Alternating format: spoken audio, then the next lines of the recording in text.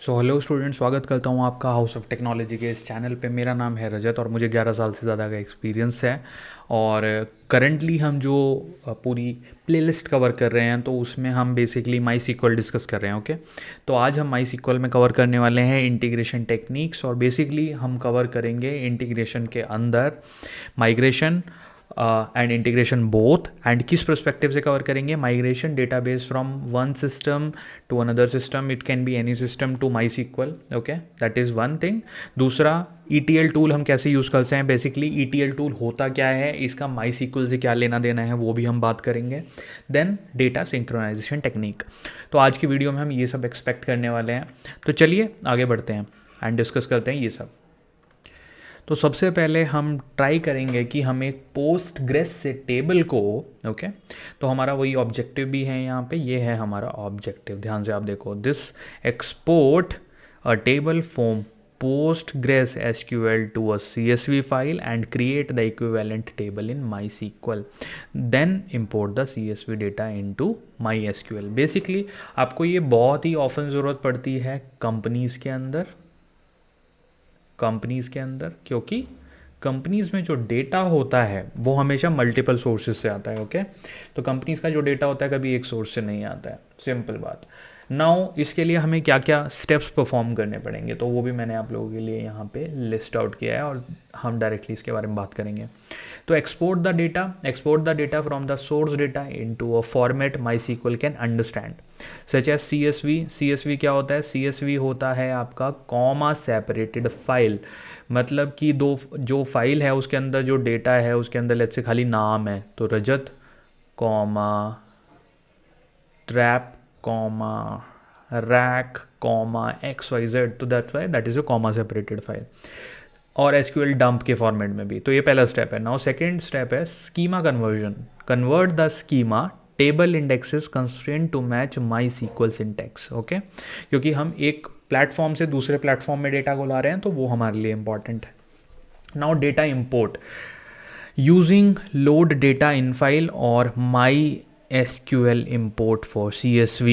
ये बहुत इंपॉर्टेंट है, ये स्टेप 3 है डेटा इंपोर्ट का। Then data validation, ensure the data was migrated correctly with no data loss. Data में लॉस नहीं होना चाहिए, क्योंकि आप कंपनी में जब काम करोगे तो वहाँ प्रोडक्शन में अगर डेटा में लॉस होगा आपको बहुत बजाने वाले हैं आपके मैनेजर और आपके seniors. So make sure that data is integrity check करो आप। जैसे कि जब सोर्स है उसमें लेट्स से 10,000 रोज़ हैं और 100 के रोज़ हैं, यहाँ पे जब आप माइग्रेट करोगे तो 100 के ही आनी चाहिए, आपको वेरीफाई करना है। सेकेंड थिंग, कॉलम अगर उसमें 25 कॉलम है तो यहाँ पे भी 25 कॉलम आना चाहिए, ये चीज़ वेरीफाई करनी है। Okay, now application update the application to the point. ठीक है, तो दिस इज़ बेसिकली ये उतना मतलब आई कैची पॉइंट नहीं है, बट एप्लीकेशन अभी इसके बारे में बात करेंगे जब हम एग्जाम्पल की तरफ जाएंगे। ठीक है, तो सबसे पहले तो हम ये क्लीन करते हैं ताकि हम थोड़ा और बात कर सकें इस बारे में। Now let's move further. So this example, export a table from Postgres to MySQL, and then आगे बढ़ेंगे हम। ठीक है, तो यहाँ पे Postgres export table to CSV, उसके लिए ये कमांड यूज़ करनी है हमें, copy employ to this CSV file. ये हमने CSV फाइल का नाम दिया, डिलिमिटर हमने दिया है कॉमा। डिलिमिटर क्या होता है? डिलिमिटर का मतलब है दो चीज़ें किस बेसिस पे अलग हो रही हैं। अगर दो नाम लिखे हैं किसी फाइल में, ठीक है, उसके बीच में अगर ये कोलन लगाया है, रजत एंड राघव, तो ये कॉमा डिलिमिटर है। बाय डिफ़ॉल्ट जो डिलिमिटर होता है वो स्पेस होता है। जब भी हमारी जो हैंड राइटिंग है, जो जब हम पेपर पे लिखते हैं, ठीक है, तो आपने हमेशा नोटिस किया होगा हम हमेशा थोड़ा सा स्पेस लेके रखते हैं कि रजत इज़ माई नेम।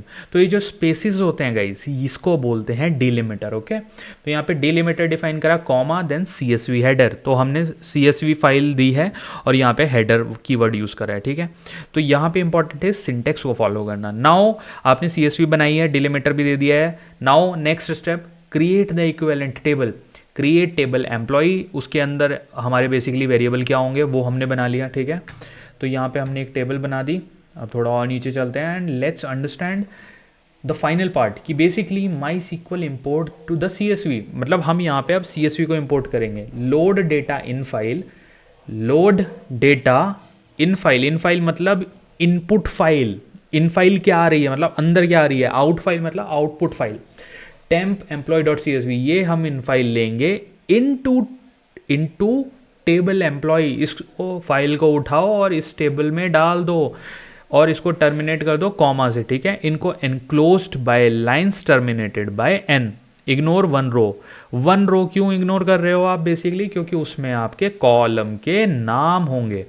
ऊपर लिखा होगा let's say name, as, gender, या फिर हो सकता है पहली रो ब्लैंक हो, तो उस केस में भी आप इग्नोर कर सकते हो, ठीक है।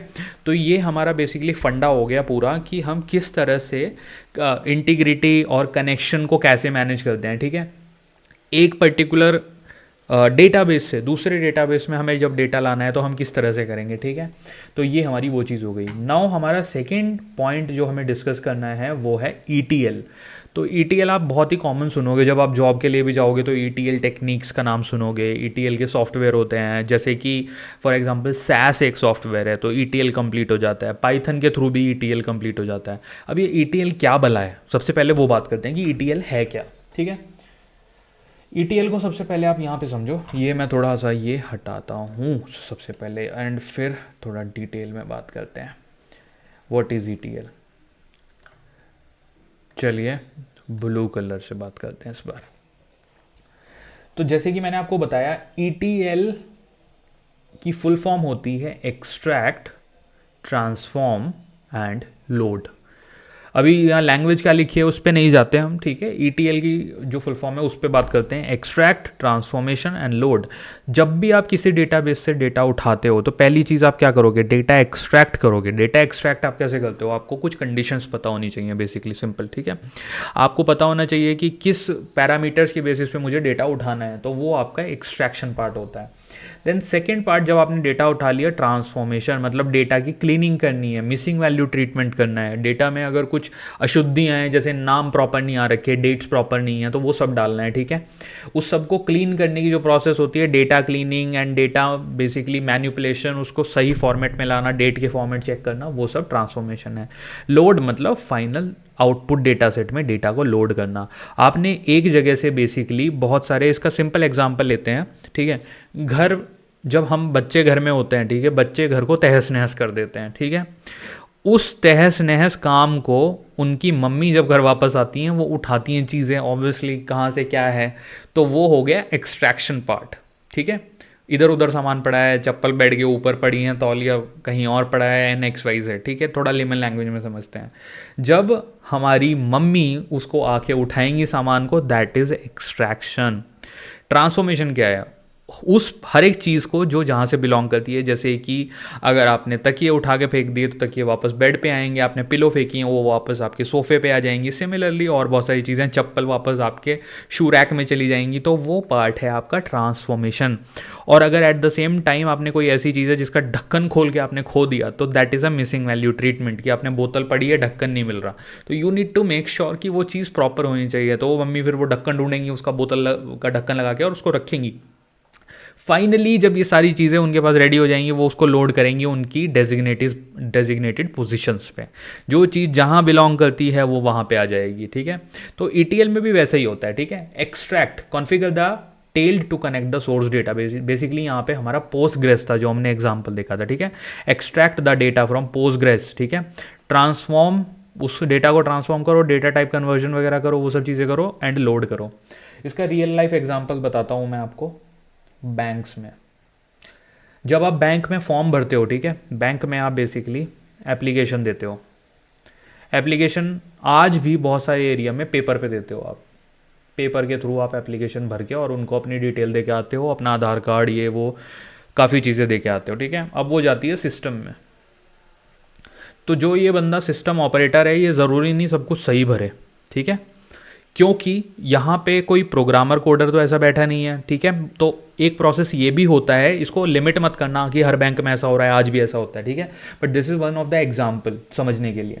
बैंक में आपने कागज़ पे एप्लीकेशन लिख के दी, फॉर्म भर दिया और सिस्टम में वो डेटा आ गया। अब एज ए एनालिस्ट मुझे बोला गया है, आप भाई साहब ये पता करिए कि कितने ऐसे कस्टमर हैं हमारे, लेट्स से यूपी में, जिनको हम ये प्रीमियम क्रेडिट कार्ड ऑफर कर सकते हैं। तो उसके लिए एनालिटिक्स करना पड़ेगा, ठीक है। ये कैसे आप पता करोगे, तो उसके लिए यहाँ पे आप टेक्निक लगाओगे ETL, ठीक है। सबसे पहले जो नॉर्मल डेटा टीम वाले बंदे होंगे जो मॉडलिंग नहीं कर रहे, सिर्फ डेटा टीम, बेसिकली वो लोग क्या करेंगे, एक्सट्रैक्ट करेंगे डेटा, उसमें मिसिंग वैल्यू ट्रीटमेंट करेंगे, नल वैल्यू ट्रीटमेंट करेंगे, डेट प्रॉपर चेक करेंगे, एड्रेस प्रॉपर चेक करेंगे, नाम चेक करेंगे, प्रॉपर जेंडर चेक करेंगे, एवरीथिंग। वो ट्रांसफॉर्मेशन है, ठीक है। और जहाँ ज़रूरत होगी वहाँ पे ट्रांसफॉर्मेशन करेंगे, नल वैल्यू को ज़ीरो से रिप्लेस कर देंगे, बहुत सारी इस तरह की चीज़ें होती हैं। एंड देन उसको फाइनली एक डेटाबेस में लोड कर देंगे। इस डेटाबेस में जब डेटा लोड हो जाएगा, इसको फिर आगे आप अपना एनालिसिस परफॉर्म करने के लिए यूज़ करो, सिंपल, ठीक है। यहाँ पे आप एनालिसिस करो। तो ये होता है पूरा ETL प्रोसेस, ठीक है। एंड लास्ट में कीवर्ड आप ऑटोमेट देख रहे हो, तो स्केड्यूल है टैलेंट जॉब, मतलब जब आपने ये पूरा काम कर दिया, एक्सट्रैक्ट कर दिया, ट्रांसफॉर्म कर दिया और लोड भी कर दिया, अब इसको ऑटोमेट करने के लिए आप ऑटोमेट यूज़ कर सकते हो। कि जैसे स्केड्यूलर आते हैं मार्केट में, बहुत सारी कंपनी ये सॉल्यूशन देती हैं। वो क्या है, एक स्केड्यूलर लॉन्च कर देते हैं, तो आपकी कंपनी उसका लाइसेंस लेगी और आपकी जॉब को शेड्यूल पे डाल देगी, सिंपल, ठीक है। अब चलिए चलते हैं हमारे अंतिम टॉपिक की तरफ, जो कि है बेसिकली सिंक्रोनाइजेशन। अब data synchronization in MySQL ensures that data is consistent across different database or systems. Common techniques use replication, trigger and tools like this. तो हमारी एक टेक्निक रेप्लिकेशन है, दूसरी ट्रिगर है, एंड देन ये हमारा एक टूल है।